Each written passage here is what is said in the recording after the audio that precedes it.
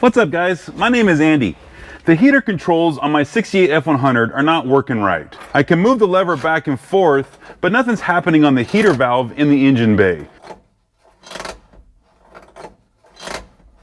By continuing to do this, all I'm doing is just messing up the mechanism inside here. This is a pretty easy fix, so I'll show you how we can do it. So this is a replacement heater valve, and this is what we're gonna put in my truck.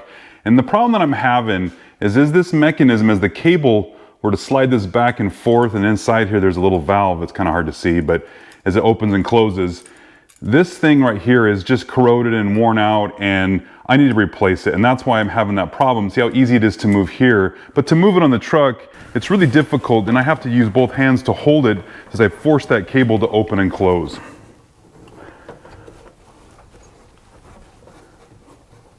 So by installing a new valve, it'll be a lot easier on my heater controls, and then I'll have a working heater system. So now to take this apart, we're gonna drain some coolant out of the radiator in the engine. We don't need to drain everything, but just enough to get the fluid level a little bit lower, so when we take these hose clamps off and take this apart, we don't get coolant everywhere.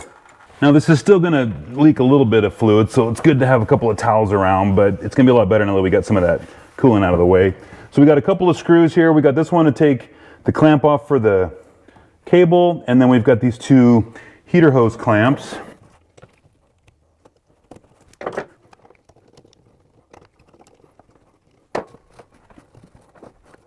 And sometimes these can be stuck on here a little bit, so if we just put a flathead screwdriver underneath there just to kind of break the hose loose. Careful not to pierce the hose, we don't want to cut it.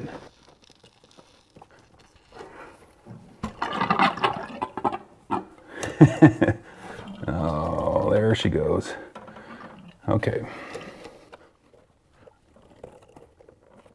I'm just gonna fold this over and put a clamp on it just to keep that coolant from pouring out of the heater core.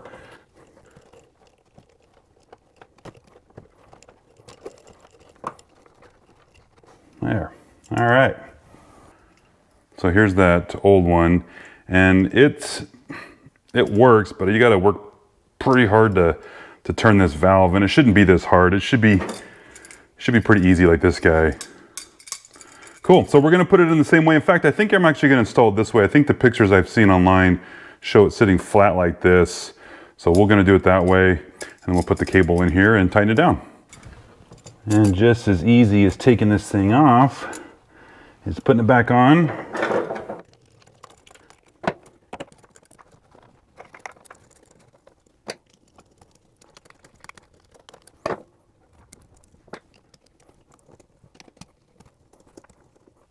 Now I'm pushing this cable all the way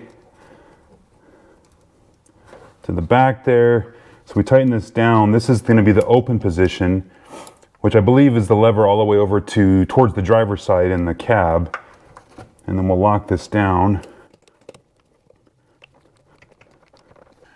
All right, now this thing moves a lot easier. I probably should go through and replace these cables. They are kind of binding up a little bit, but this thing moves a lot easier than it did before, and that's the important part.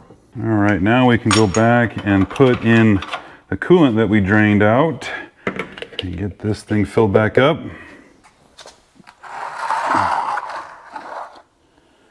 Now some people say not to use the same coolant, but this stuff is still so fresh, so clean that we're gonna be okay.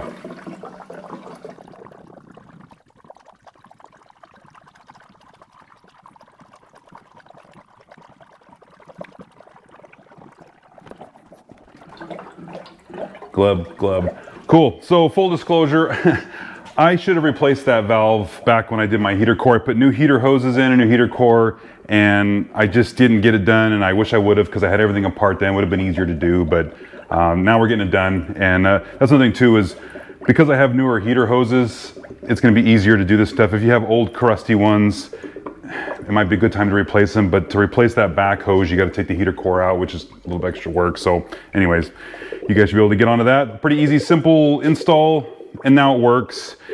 And that's done. Cool. All right, so yeah, I paid about 15 bucks for that valve. They're pretty cheap online. You can get them at a lot of auto part places and stuff like that. So, and then while you're online, maybe go to my website, get the KruseBuilt t-shirt or the new KruseBuilt hat that I got going on there. So cool. All right, guys, that's it. on to the next project. We'll see you in the next one.